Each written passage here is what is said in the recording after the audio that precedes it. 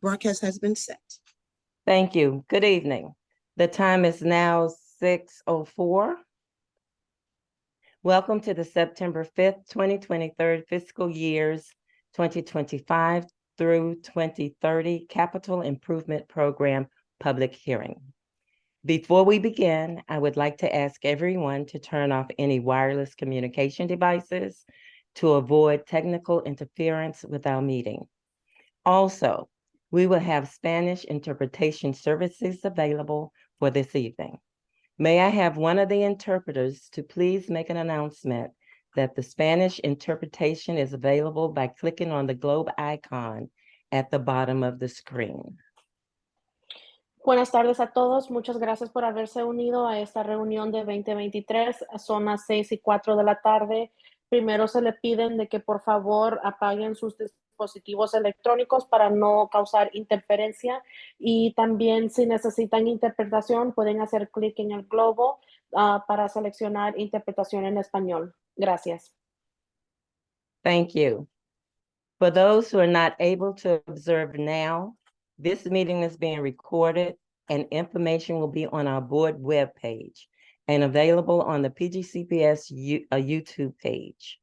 The Board of Education has convened this evening for the sole purpose of receiving public comment on the fiscal years 2025 through 2030 CIP public hearing.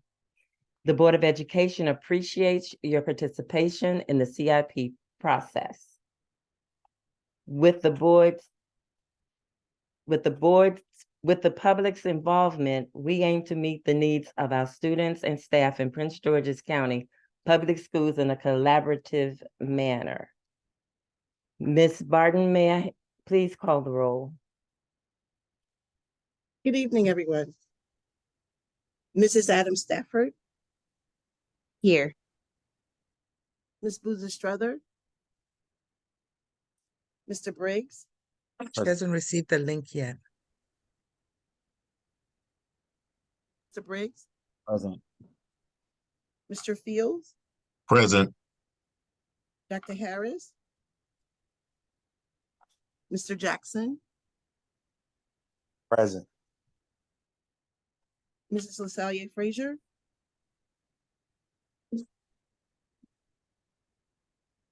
Dr. Juanita Miller. Dr. Zipporah Miller. Present. Mr. Murray. Here. Ms. Roberta Forbes. Present. Mrs. Rout. Present. Ms. Walker. Present. Mrs. Mickens Murray. Present. Thank you, Mrs. Barton. Beg your pardon, someone? I was going to call Ms. Boozer Strother one more time. Oh, she needs the link. Who's ensuring that she gets the link? I'm on with her now. I appreciate it. Thank you. CIP presentation. Colleagues, I will now yield the floor to Dr. Coleman, our Chief Operating Officer, for his comments and designating the person for the presentation.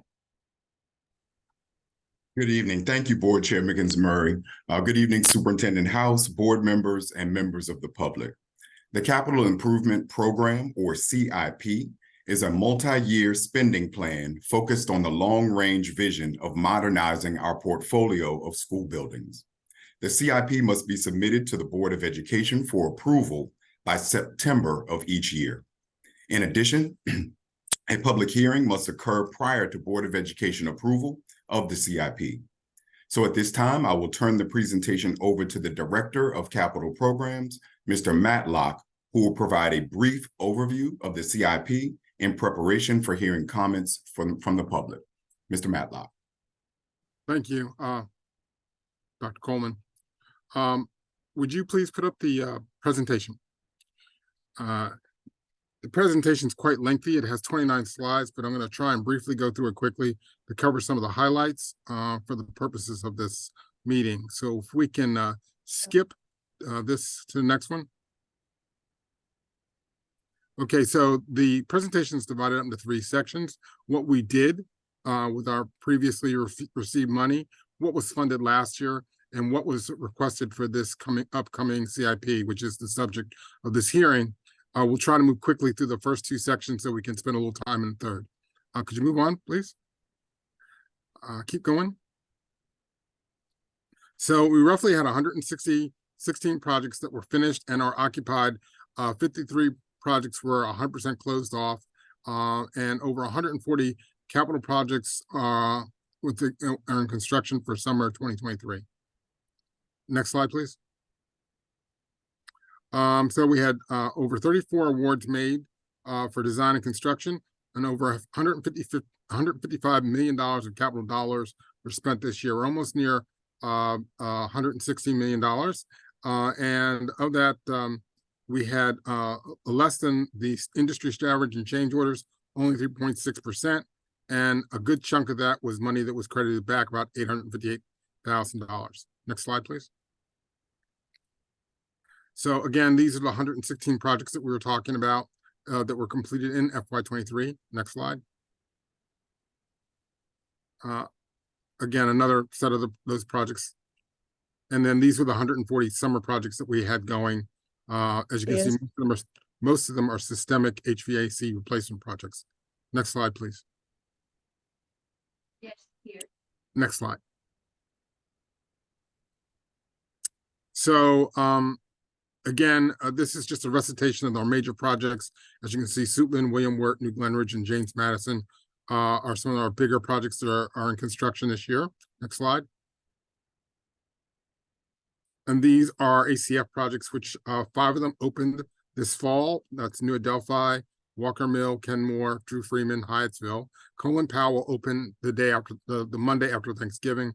That's our large K-8 project in the southern part of the county. Next slide, please. These are some of the projects that we have in design. They're getting ready to start construction. As you can see, there are a number of them. Most of them are high schools, though some of them are stage renovations, but they're being pushed out a little bit. Next slide. And this is basically a wheel, a graph showing you where we're spending most of our money. You can see the large amount of money is systemic upgrades in the HVAC area.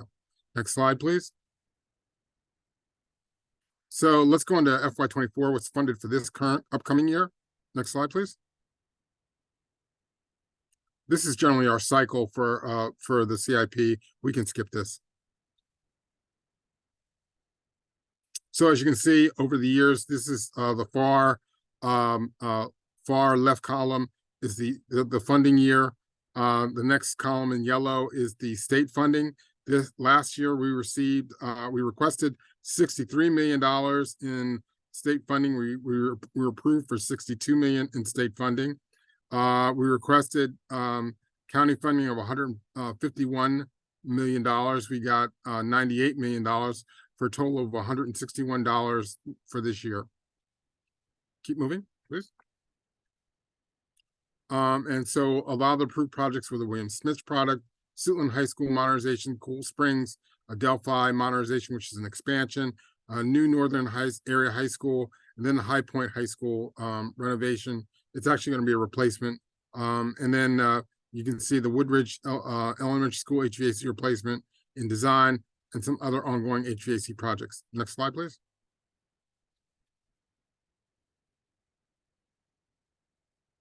So countywide funded projects, they're roughly $61 million in approved countywide funded projects.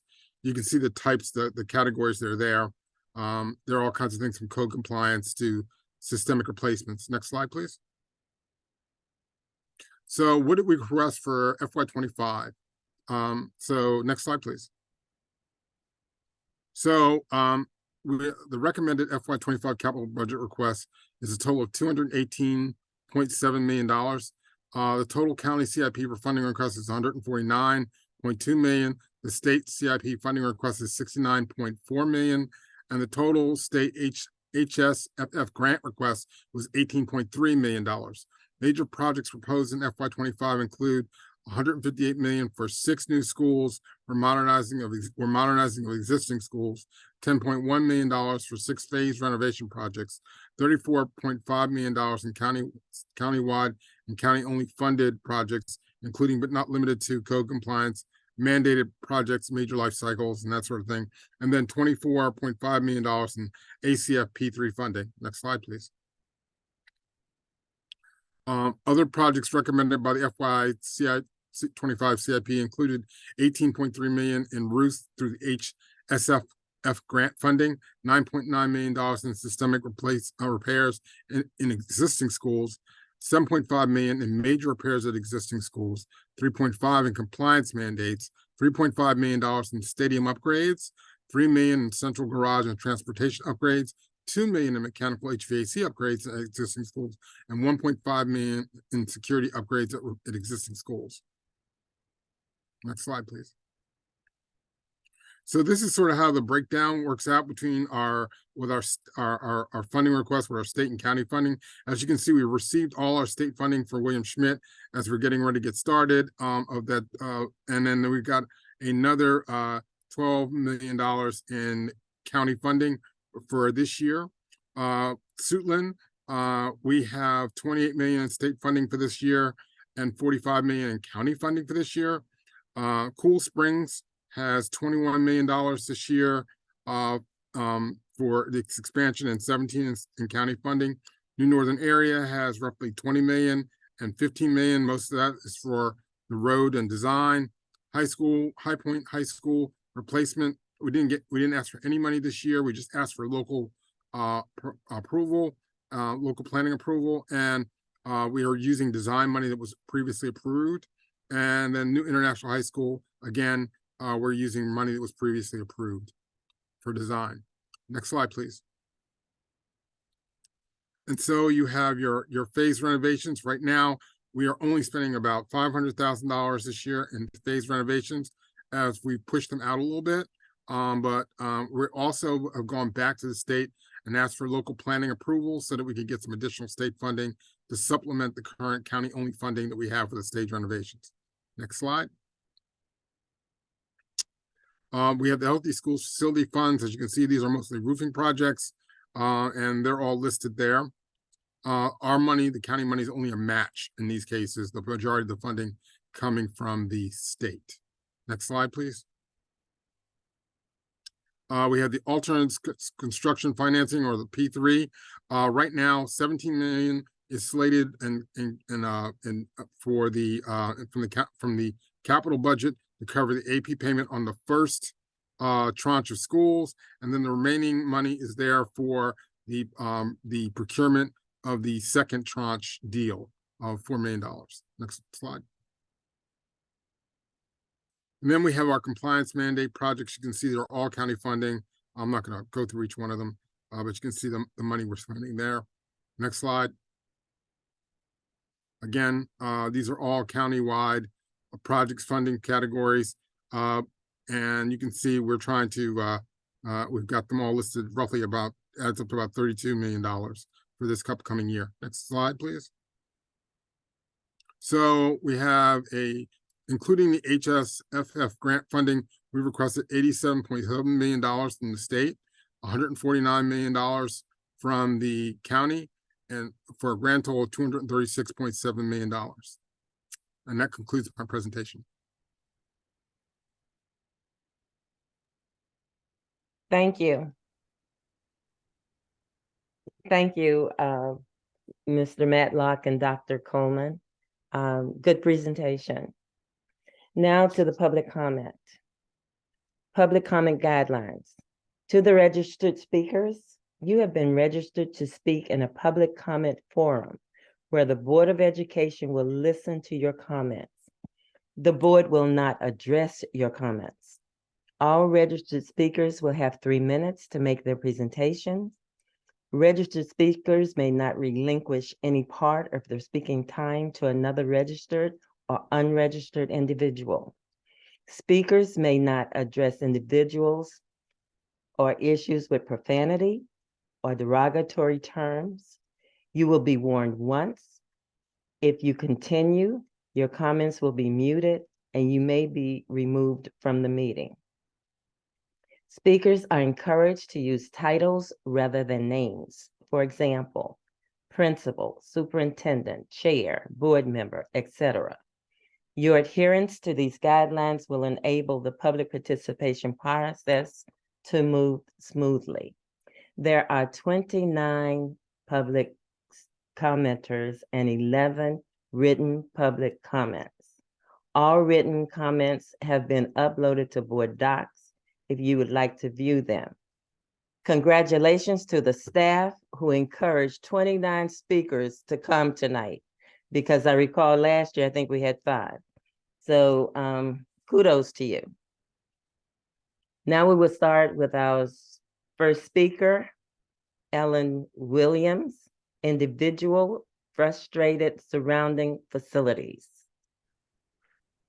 Good morning. Good evening. Can you hear me? Yes. Okay. Hello, everyone. Thank you so much for the presentation. I'm looking forward to this meeting. So my concern was I am exposed to Sonia Sotomayor Middle School. Wonderful school. Thank you very much.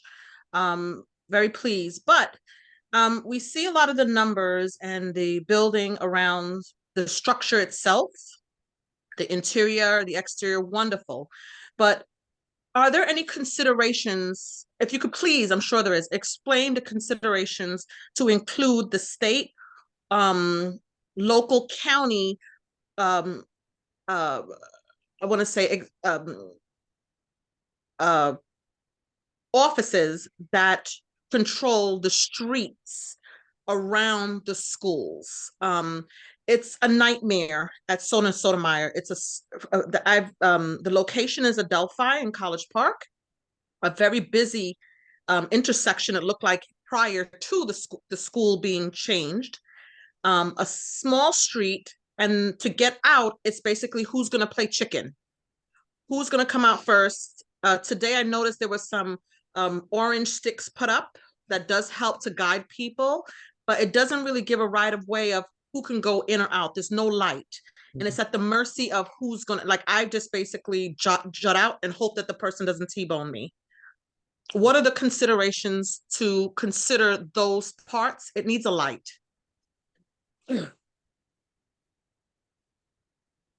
Thank you. Have you completed your comments? Yes, ma'am. Thank you. Oh, thank you. Appreciate it. The next speaker, Glenda Zelaya, individual funding for older schools. She is not signed in, Chair. Okay, thank you. Next, we will have Joseph Jakuda, climate parents of Prince George's County Green Buildings. I know Joseph is there. Hello, thank you, Board and Director Matlock and Dr. Coleman. My name is Joseph Jakuda. I'm the lead volunteer of the Climate Parents of Prince George's County, advocating for 100% clean energy schools in our county. First, we want to congratulate PGCPS on the completion of the ACF schools and the other projects presented. Not only were those ACF schools built quite quickly, but they were built very... Brown over and it's not going. Excuse me, we can hear the staff. Please mute. Not only were they built quite quickly, but very sustainably with heat pumps, HVAC systems, and they were built to be solar and EV ready. We're glad that PGCPS is leading the way. We're also thankful that PGCPS is taking the Climate Change Action Plan seriously and has included recommendations in many areas of planning. We hope that continues with the FY 25 to 30 CIP. In particular, several recommendations should be included. That is the prioritization of the phase out of R22 based systems, retrofitting existing buildings to be more efficient, ensuring new buildings are constructed as resiliency hubs, installing solar panels on all new buildings, not just making them solar ready, consolidating PGCPS staff in a central efficient building, and reducing paved surfaces. Also, it is important that there is additional funding available. Just last week, under the IRA, new tax credits were made available under guidelines from the Department of Treasury. Normally these tax credits are only available to private businesses, but now they're open to groups without tax liabilities, including governments such as school systems. This will be a boon to the finances in making all of these projects work. There's also an additional 5% available from the state under Climate Solutions out now for net zero construction. This 5% will allow net zero construction to occur because usually the premium for net zero is an additional 5%. And this, of course, also help out with lower long-term operating costs. And it's not just new buildings that are important. Major retrofits that come with building envelope should come with building envelope improvements, and that can be eligible for grants, or it can be done through an ESCO to help amortize the costs. Finally, any new roofs should be coupled with solar installations as well, since the best time to install solar is on a new roof. I don't want to take up much more of your time. I had one last thing that also food and food is quite important. As new buildings are constructed, they should be constructed with composting to be able to be taken out. And then finally, they should be built with scratch kitchens so that students have access to healthier home-cooked meals. We will provide more detailed written comments to the email address, and I thank you all for your time. Thank you so much. I do not see Zandra Nash. She is not here. Chair. Thank you. We'll go to Timothy Meyer. Timothy. I'm here. Thank you very much to everyone, and I hope that everyone had a great summer. I'm here today to keep the focus where it belongs, on PGCPS students and teachers. I'll start back in April 15th, 2021, my very first time before this board as a part of the Route 1 Schools Coalition for Hyattsville Middle School. Our new school is now built, but I'm here to keep a promise. 873 days ago, I told the story of our local schools. Quote, neighborhood schools have students learning in moldy, leaky, animal-infested trailers. One student told her mom about holes in the floor, saying, don't worry, kids only fall in sometimes. That is a reminder of what the CIP process is all about. We've built 6 new schools, but have so many more to go. Each of you have schools like this in your district, buildings that don't need to be fixed today, they needed to be rebuilt 10 years ago. You'll hear a lot tonight about the elephant on the Zoom, project labor agreements. The reality is, if you're one of those kids falling through a floor, you don't care who builds your new school. You simply care that new schools get built. Union, non-union, aliens from outer space. Adult fighting over who builds new schools only delays them for the students who need them the most. We also need to give teachers the schools that they deserve. And with all due respect to the laborers, those building our schools should be paid very well. But I would argue not more than the teachers who are teaching in them.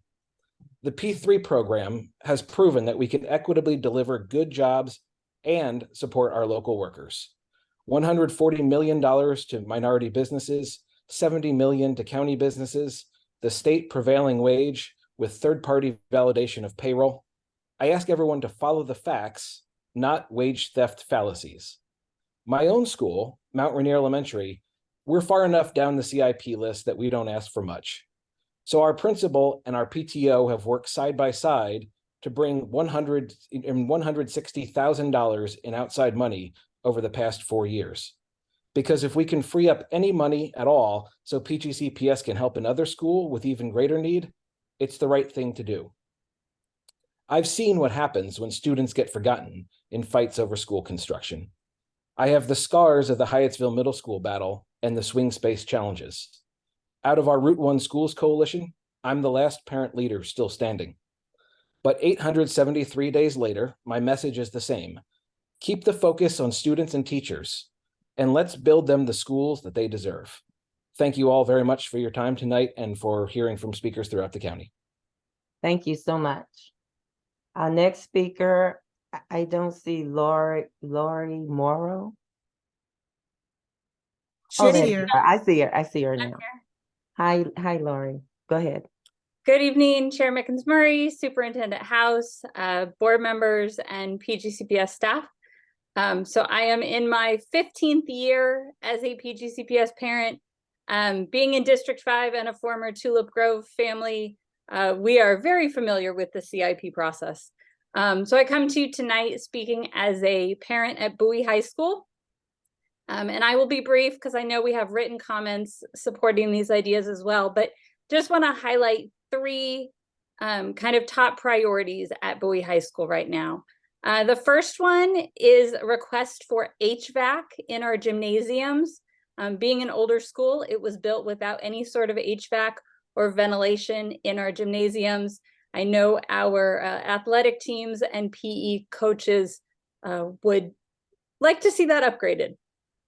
The second request in speaking with our administration is an upgraded security vestibule in our main campus, similar to what we see in our current builds. I know Tulip Grove, we had an upgrade security vestibule, and with the security issues that we continue to see, that has been a request. And the final request, I believe, is actually in the CIP, but is for improved parking lot lighting. We hope that that will continue to be a priority so that it can be upgraded as well to support both our school and our community that uses those buildings. So thank you all for this opportunity to speak tonight, and good luck. Have a good night. Thank you so much. Our next speaker is Becca Wallawinder, individual. Request to include John Hanson Montessori School in the educational and physical assessment during school year 2023 through 2024. Hi, good evening, Chair Mickens-Murray, Vice Chair Walker, esteemed board members, Superintendent House, Dr. Coleman, Director Matlock, and PGCPS leadership and staff. Superintendent House, I'd be remiss if I didn't go rogue and take this opportunity to invite you to personally observe the excellence that I am about to describe. So Chief of Staff Boyd, watch out for your email. I will be in touch. But now I'm going to go back to my prepared remarks. My name is Becca Wallawinder, and I'm the parent of 9-year-old twins who just started their first year of upper elementary at John Hanson Montessori School, a true gem in the South County. To most people, that means 4th grade. For my girls, it means a transition to only their 3rd teacher since they started in Prince George's County Public Schools at the age of 3.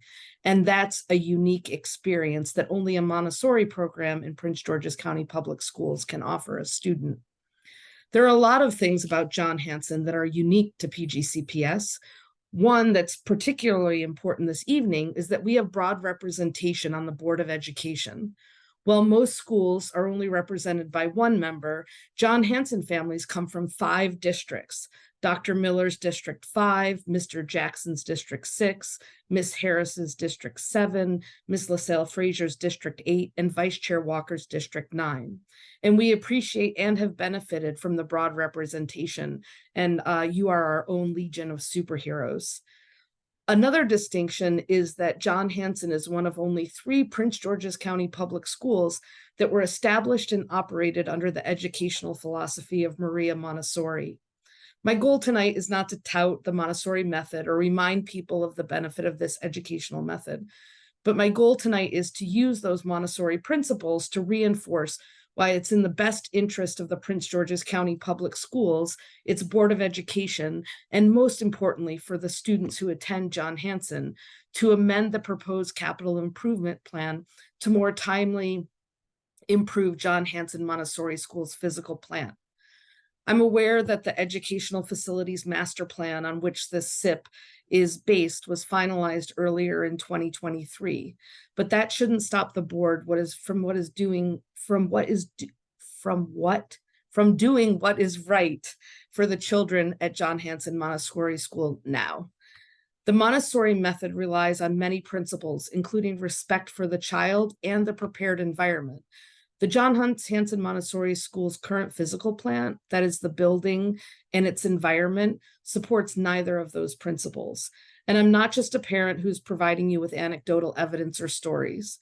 In April of 2022, the Maryland Interagency Commission on School Construction issued its facilities maintenance assessment of John Hanson. In it, the commission... Excuse me, I need you to finish your comment. Your time has expired. Oh, my apology. So that report, which you have, rated the entire school as insufficient and poor. And it is said that the school is 36% over its expected lifespan. So what I'm asking tonight is that John Hanson be moved from cycle 3 to cycle 2 for the educational and physical plan assessment. Thanks. Okay, thank you so much. Our next speaker is Belinda Queen, Central Coalition of Civic Associations in Queens Care, HOLLA, Safety and Lack of. Good evening, all. I'm former board member Belinda Queen. I'm here tonight to ask you to look at these items on your CIP budget. Superintendent Millhouse, I would like to see under what's funded with pictures of the buildings, the facilities that include a table of the year it was built, the components and dates of replacements that have already been done. In addition, another table with any community use for the facilities like church rentals, nonprofits, before and after care, or recreational partnership to see how these schools are being partnered and used in our communities, with data to include actual and projected enrollment, so we can better understand as community members the priorities of the buildings and the things that are being funded. Board members, many updates are needed at local schools, and I would hope that each of you have walked each school, talked to security members, to maintenance, cafeteria workers, staff, students, and the principals to address their needs, just as I used to do, from the playground to the bathroom. In my district, District 6, and I'm glad to see my board member has came on, Central High School is still in need of a fence, and the track field is still needs to be done. Lago High School still have football needs that needs to be addressed. Thomas Pullen, which is a performing arts school, still don't have a performing arts center. I can go on more and say a little bit more, but board member Jackson, I know you're on it, Action Jackson. More importantly, for me tonight, Thomas Claggett Educational Center needs to be given back to the county. The community only has that school, and Prince George's County Public School has closed it for over 20 years. They have neglected to do the grass, to upgrade the playground equipment. It is all the community have to use. They pay tax dollars, and that school needs to be given back so Park and Rec can use their school. So look at that. Let's talk about security update needed. Metal detectors. I'm hearing that possibly a student got stabbed today. Not sure, but I'm hearing that in Virginia, one teacher got shot and all schools got medical detectors. Let us be more proactive. Everyone wants to return home safe. Look into making CI improvements on bus issues. Shameful that our kids are being left at bus stops and on a bus for 2 and 3 hours. Let's think outside the box, y'all. I know that's my thinking. Let's work hard to partner because our scholars are our most precious jewels. And since I have more time, I want to say thank you for our former CEO for doing all the updates that I requested while I was on the board. I see all the gates in it that I requested. I see a lot of parking lots that have been done, and to the county who have partnered to do the school safe signs and everything done in the community. Again, to every board member, I didn't get to greet you in the beginning because I didn't want to waste my time, but I love you all. Keep up the great work, and let's make sure we take care of our scholars. They are our most precious jewels. Thank you. Thank you so much. Our next speaker, Magali Roman Salas. I hope I pronounced your name close to correct. That's fine. It's Magali Salas. It's quite all right. Thank you. Thank you, Madam Chair. Good evening, board members, Superintendent House, and Mr. Matlock. I am the president of the Adelphi Hills Community Association, and on behalf of all our neighbors, I thank you for this opportunity to comment on the proposed CIP for 2025 to 2030. We have 3 schools within short walking distance of our homes: Mary Harris Mother Jones Elementary, Cool Spring Elementary, and the new Sonia Sotomayor Middle School at Adelphi. The opening of this new middle school is part of your highly commendable efforts to address the extreme overcrowding in our area. Overcrowding triggers significant educational disparities for students in this area who often struggle in their journey towards high school graduation. But we urge you to show your support for these students by remaining determined to build a high school facility where they can capitalize on the educational gains made at the new middle school. We are glad to see that the CIP specifically includes 2 high school facilities to serve the needs of the students in this overcrowded area. These are are the new the High Point High School replacement, as Mr. Matlock clarified, and the new Northern Area High School. The first graduating class from Sonia Sotomayor will be ready to attend high school in 2026. And these students deserve a facility where they can continue to make academic progress. But for this to happen, all stakeholders involved must see these two projects through. It would be unfortunate if the only option available for the first graduating class of the new middle school ends up being the current High Point facility in its current state of disrepair. The High Point community has waited for renovations for over a decade. The current facility is seriously outdated and provides students only the most rudimentary educational resources. The outdoor athletic fields are unsafe for athletes, their families, and guests. This environment does not foster educational excellence in academic and does not promote a sense of community and mutual support and respect among students. So it should not come as a surprise that last week, High Point students and staff witnessed violent physical fights among students every day during the first 4 days of school. Our newly appointed superintendent, Mr. House, who is here today, recently affirmed that transition from 8th to 9th grade is very difficult. As the board considers the CIP, we urge board members to focus with laser vision on concrete efforts to deliver sustainable high school facilities for the High Point student community. Thank you very much for your time. Thank you. Next, we will have Daniel Broder, individual, Hyattsville Middle School. Thank you, Madam Chair, and I want to start by extending my profound gratitude to Misters Sean Matlock and Jason Washington, our board member, Pamela Boozer-Struther, and everybody at PGCPS who just delivered meaningful school building equity at Hyattsville Middle School for the first time in decades. Our students will be going to a world-class facility that they deserve.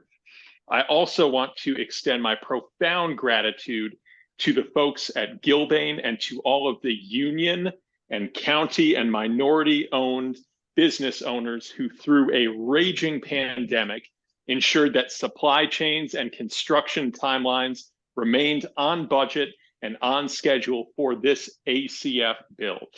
I am here tonight as myself, but I am also the chairperson of the City of Hyattsville's Educational Facilities Task Force, a group of activists committed to bringing meaningful school building equity within the City of Hyattsville. I want to reiterate that I am just speaking as myself tonight, though.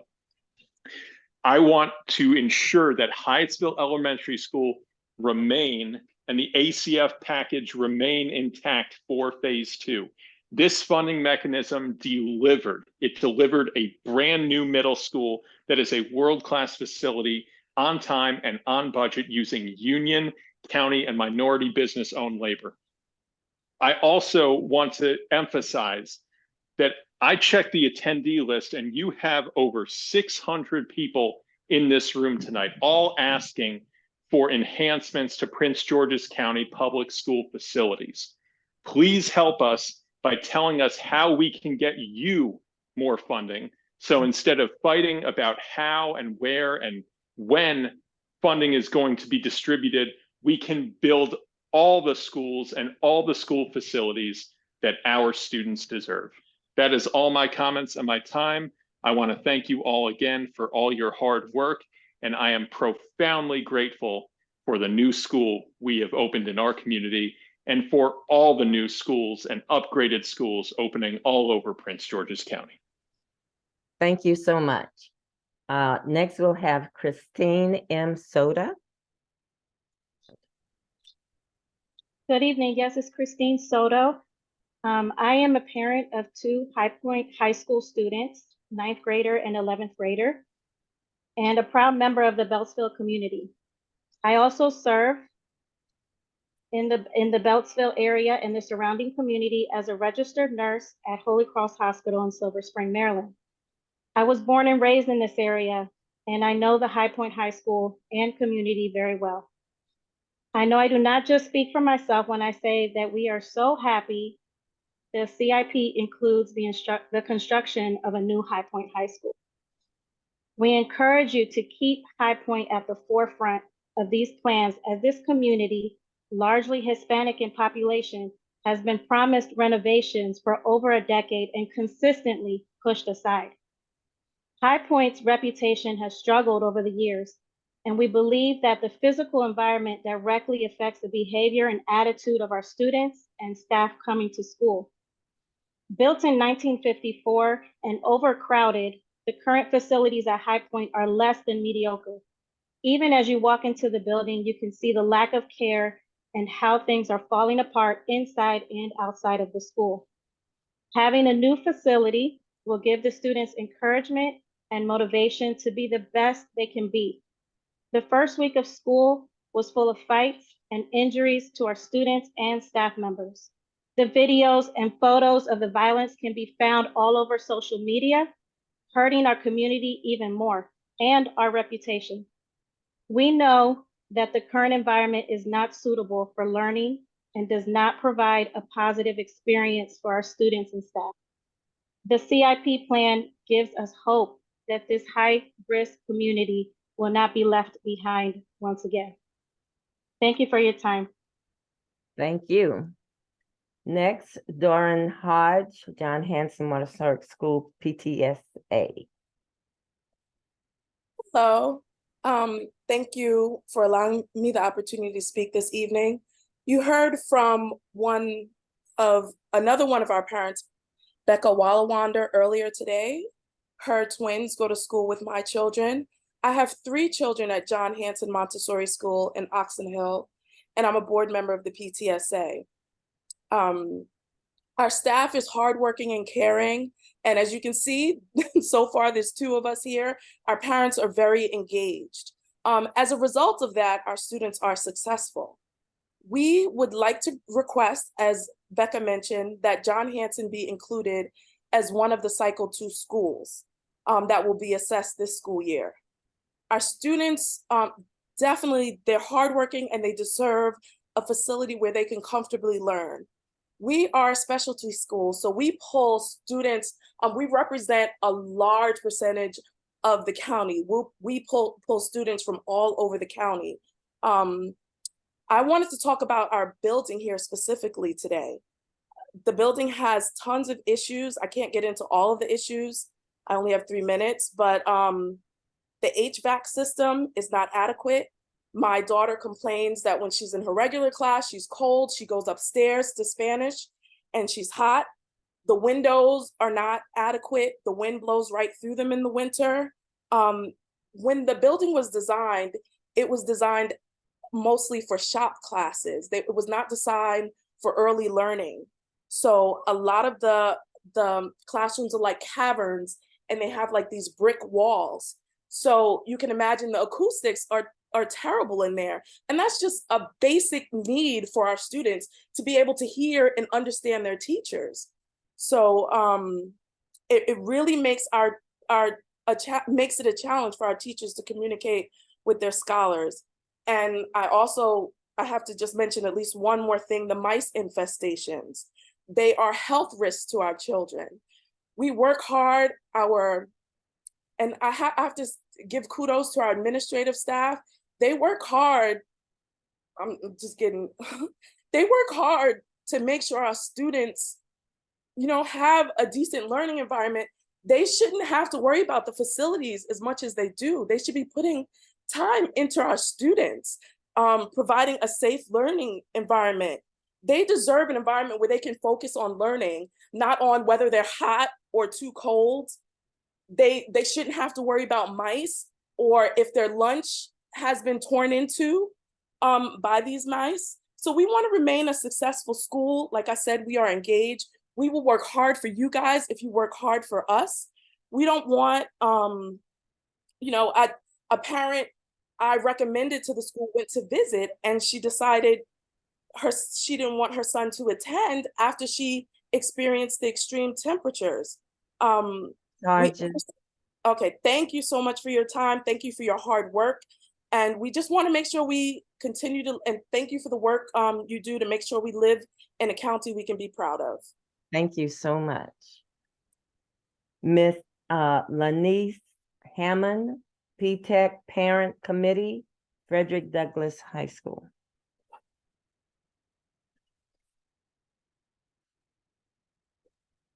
She's not here, Chair. Oh, okay. Next, we have Alicia Carter. Hello, good evening.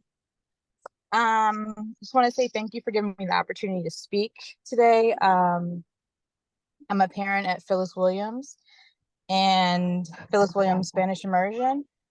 And I asked to speak this evening to address the HVAC updating that we were informed about in the second half of last year.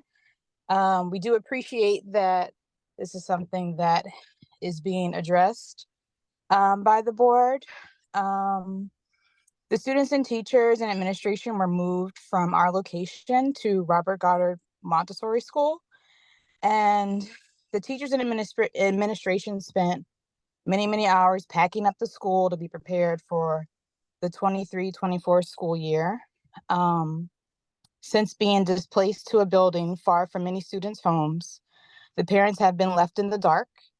Many parents sat in on a PowerPoint presentation that presented a timeline detailing the project and how long it would take. Since then, it has been radio silent. We have gotten 0 updates since then, and many questions remain unanswered. It is unfair to our little ones, these are elementary school kids, to be displaced from their building and to sit on school buses for over an hour just to get home. And for the parents to not really have an end in sight. While I may not have spoken to every single parent at the school, I guarantee you that the majority, if not all parents, are just asking for communication. An update would be nice. I would hope that at some point in the near future, as in before this week is up, this month is up, we could get an email telling us like, oh, construction has started. Like, this is where we are on the project. Like, it was a very detailed PowerPoint, and that was it. It's been nothing. We know nothing about what's going on right now in our current school building. On top of the fact that we have been swung into a school building that's already housing another school, it's not fair to those students either that now they're having to share their building. I just think it's simple. A simple ask, a simple email could be sent out within 24 hours just to give the parents some type of communication, because it's not fair to us to even have to think about the fact that, oh wait, are we going to have to go into the following school year not being in our normal school location? So I just ask that someone could communicate with the parents at Phyllis Williams Spanish Immersion School. I don't think that that's a big ask. I think it's very basic, and I hope that it gets answered. Thank you. Thank you, Ms. Carter. Our next speaker is Candace Perkins. Good evening, dear community members and leaders. My name is Candace Perkins. My husband and I are Frederick Douglass High School alumni, class of 99 and 2000. Our daughter attends Frederick Douglass, located at 8000 Croom Road in Upper Marlboro. She is a high-performing junior student athlete scholar. She's among the elite 200 scholars of the Pathway Early Technology High School, also known as P-TECH program. Frederick Douglass was selected in 2017 to be the first and the only high school in PG County to offer the P-TECH program. Through this program, as you all know, students can earn and complete a 4-year high school diploma and a 2-year associate's degree at no cost while gaining relative work experience in the growing field. Both high-demand industry pathways such as health information management and hospitality management are offered. Upon graduation, P-TECH creates a seamless program for students to be able to acquire academic skills to complete a 4-year degree. I'm not sure how, I'm not sure why we're at this point where we have to come to meetings to advocate for what a parent would assume would be a piece of the county's priority. But here we are tonight. Frederick Douglass has been treated as the forgotten institution for far too long in the county. Frederick Douglass is out of the state and local government priority areas for economic, growth, and development. The impact of the lack of support and modernization of the building is evident inside and outside of the school. A simple drainage easement system for the softball and baseball fields, updating and creating equitable environment for all outdoor sports. My challenge to you all sitting here and hearing me tonight is how are you okay as a board having this premier program and an amazing group of faculty and staff and not providing them with the level of support and funding that the governor himself boasted about in the town hall? It has taken far too many years for a change and improvement to come. The time is now. Please, I'm asking you from a parent's point of view, fund the P-TECH program so there's more staff support. Fund the modernization improvements effective the fiscal year so that the softball and baseball programs are able to compete equitably. Fund the modernization improvements through the entire building so that the basic facilities such as bathroom updates, the science wing, lack of seating, and aesthetics on the softball field are taken care of. I'm here today on behalf of our daughter and all of the P-TECH families who currently and will hopefully attend the illustrious Frederick Douglass High School. I'm also here advocating on behalf of the many softball and baseball team families. I'm here to request immediate action and assistance. Please take my testimony and so many others concerned this evening, generate the resources for the students in this program that are now and coming near to the future. I appreciate your time and your time in this platform. As an alumni and concerned P-TECH program parent, I say thank you. And thank you. We will now have Laura Pillsbury, and she's with Hyattsville Elementary PTA. Yes, good evening. Thank you, Madam Chair. Thank you, board members, Superintendent House, and staff. I'm providing my comments tonight on behalf of the Hyattsville Elementary PTA. I'm also joined by my two daughters, Opal and Leota, who are going on their third year at Hyattsville Elementary in the building that was built in 1935. We're very grateful to know that the rebuild of Hyattsville Elementary is part of the next package and is advancing along with several other schools in that package that were discussed earlier tonight. With a growing list of the building condition issues at Hyattsville Elementary and these other schools, we are here tonight to ask you to put all the children in PG County first. Opal, would you like to introduce yourself? I am Opal Wyatt. I am in first grade. My school is Hyattsville Elementary. I am looking forward to having a great time at my new school. Thank you, Opal. Leota, would you like to add anything? I am Leota, and I am at Hyattsville Elementary, and I have to eat at 10:30. 10 a.m. 10 a.m. because my cafeteria is too small. So Leota is describing how the cafeteria at Hyattsville Elementary is so small for the 127% utilization in the current building that lunch has to start at 10 a.m. in order to get through all the lunch periods by the end of the day. So again, we are pleased. Thank you, ladies. We are pleased to see the first round of ACF funding was delivered on time and on budget, even during the pandemic, as Mr. Broder alluded to earlier. We believe that phase one resulted in a positive economic and worksite track record, and we urge you to build on the success of that partnership to address the enormous backlog of facility improvements. As I mentioned, our school was originally built in 1935 and is currently sitting at 127% utilization. It was ranked 4th in elementary schools for the entire county in the master plan, underscoring the incredible need for infrastructure improvements at this overcrowded building with obsolete mechanical systems that disrupt educational programming each year. On the original timeline, HES was slated for completion in 2021. As the delays and timeline add up, we ask that you prioritize the kids at HES and work on the rebuild package so that all kids at PG County can have adequate buildings in the near future. Thank you. Thank you so much.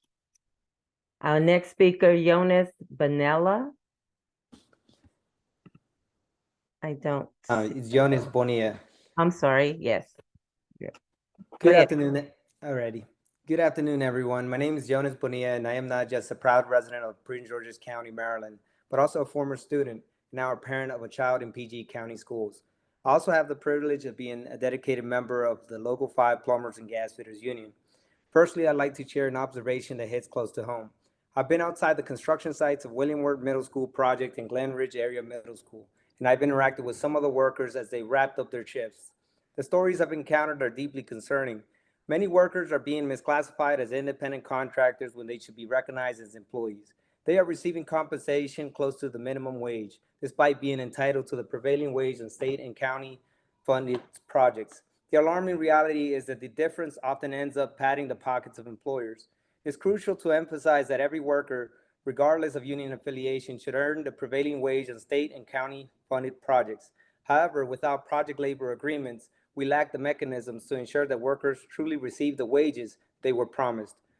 In the existing system, if workers identify discrepancies, they're supposed to report them to their employers.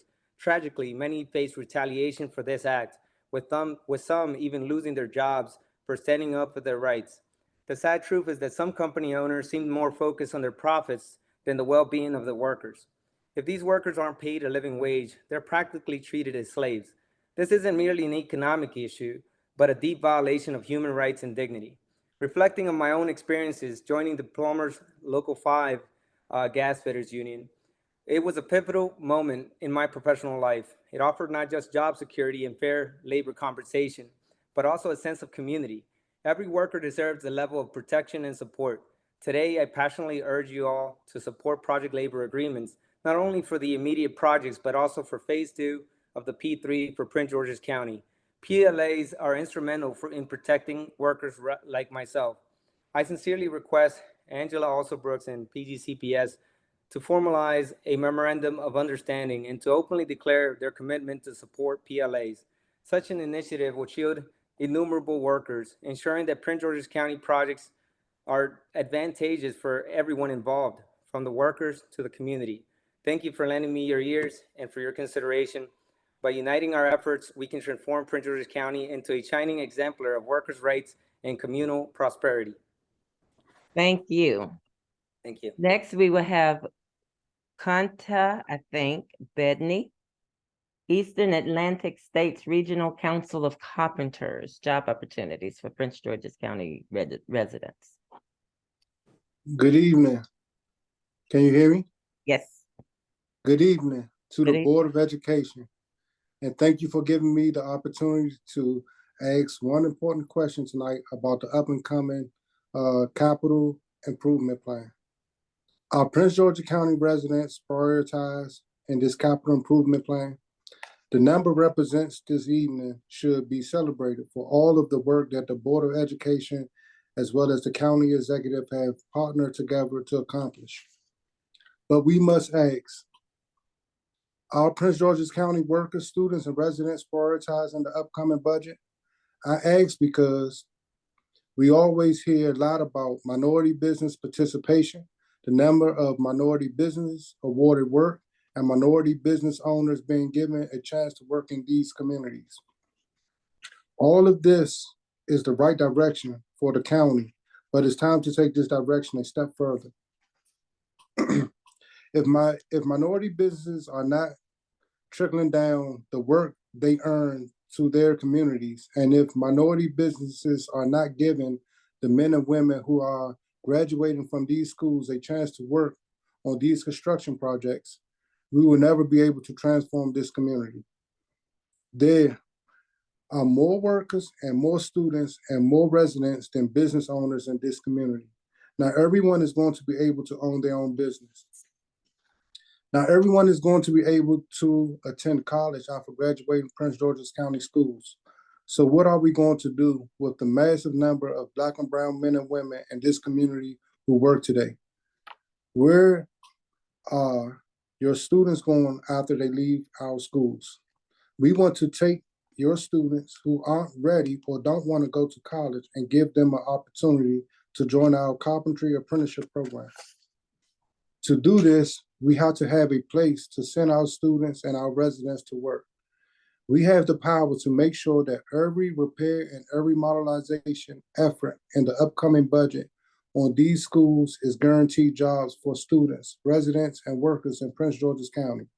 I asked the Board of Education to sign a MOU stating your intent to place a PLA on the upcoming phases of schools construction to give our Black and brown brothers and sisters a chance to work right where they live.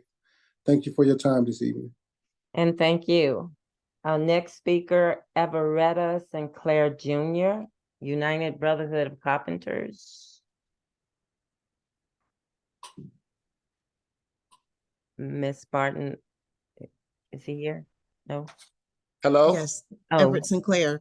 Yes, Okay. hi, how you guys doing? This is Everett Sinclair. Okay. Junior, I'm actually a member of the Local 197 Carpenters Union, located at 8500 Upper Marlboro, Maryland. I'm here to, and would just like to, first of all, thank the Board of Education for hearing us right here, talking about the PGCPS CIF for the upcoming year. And I want to talk about PLAs and what they mean to the people of Prince George's County.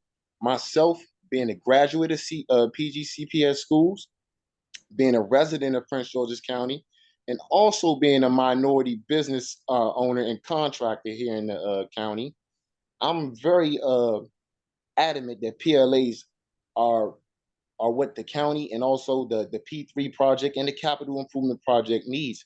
Because without PLAs, you wouldn't be able to, like, I myself wouldn't have had the opportunities that I had. One of my union brothers was just on Mr. Bettany, and he couldn't have been any farther from the truth. Without the carpenter's apprenticeship program, I don't know where I'd be. Even though I graduated high school, it gave me an option that helped me gain skills and helped me gain, you know, the motivation that I needed to help change my life, have dignity in what I do, you know, and also raise my daughter, who's also about to start attending Prince George's County Public Schools. I had a gentleman commented earlier that the children don't care about who build the schools, but that's not true. I'm sure my daughter cares that her father has a job, that her father has benefits that can support her and help feed her while she goes to school. I've seen many of the parents on here concerned about their children's environment in the school that they're attending, and basically some of that frustration as we're talking about, like the fights at High Point High School, some of the things that are going on in, you know, like Kenmore Middle School is also on the P3 Phase 2 project. I live in the Landover area where Kenmore is at. Some of these children come from economically disadvantaged areas. A lot of us are parents in this economically disadvantaged area in Local 197. I have many of my classmates who I went to school with who are actually now local members of Local 197. PLAs drastically help the Prince George's County and the Prince George's County public school system because it gives the members opportunities like the apprenticeship program. Without PLAs, there is no apprenticeship program. There is no on-job training for people who don't have the aspiration or even the ability to go to college in some instances. So I would just like to say that, first of all, you know, I appreciate everything that the union has been able to provide for me through its programs. And I appreciate, I would greatly appreciate Prince George's County supporting PLAs for the union. Thank you, Mr. Sinclair. We appreciate your comments. All right, thank you very much. Our final speaker tonight is Ms. Karen Coakley, chairperson of the 2012-2013 feasibility study for a new High Point High School. I saw her. Miss, I can't, oh, you're muted. Unmute. She's here. I see her, yeah. Thank you. Yes, 10 years ago, 10 years ago, I was talking about how, you know, yes, Sean knows me. There's two other people here who were around. Just to let you know, I have not just lobbied for High Point. I've been a community activist in the Beltsville area my entire adult life.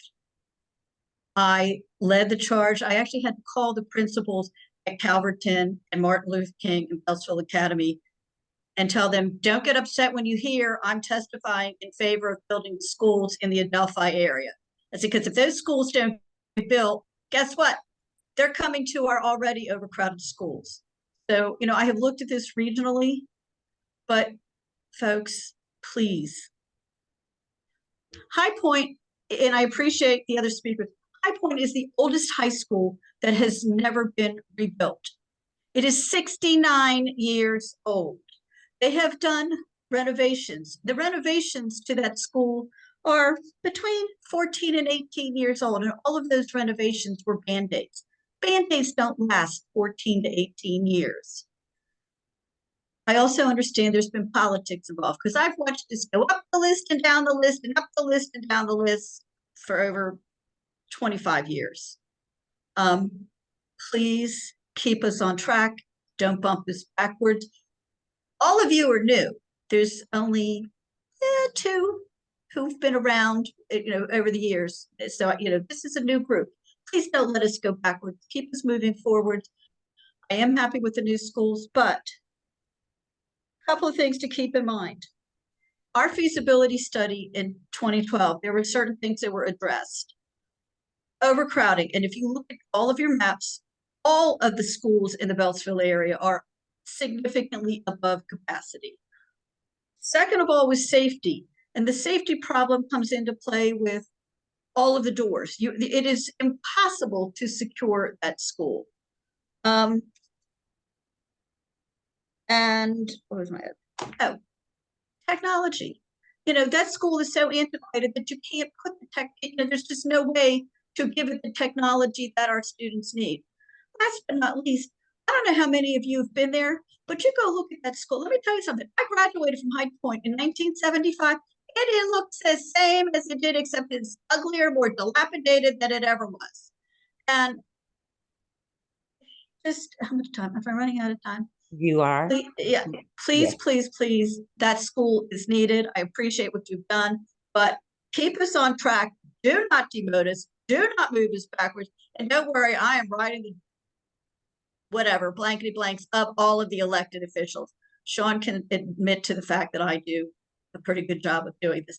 By the way, I have no children in the schools, but all of the children in my community are my children. Okay. And they are our future. Thank you. Thank you for your comments tonight. Colleagues, I appreciate your attendance tonight, to all the administration, to Mr.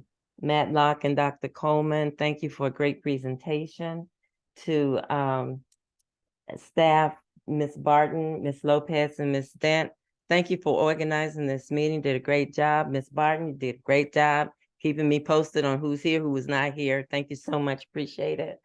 And with that, we are adjourned. Thank you. Good night. Thank you. Everybody.